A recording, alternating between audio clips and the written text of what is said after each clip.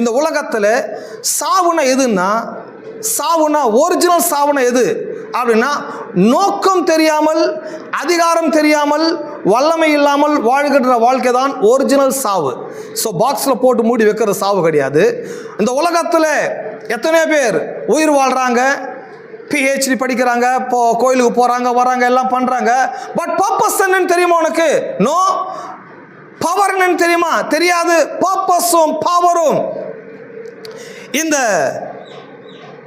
கடவுளுடைய நோக்கமும் இல்லாமல் வாழ்கிற வாழ்க்கை தான் உண்மையான சாவாய் இருக்கிறது.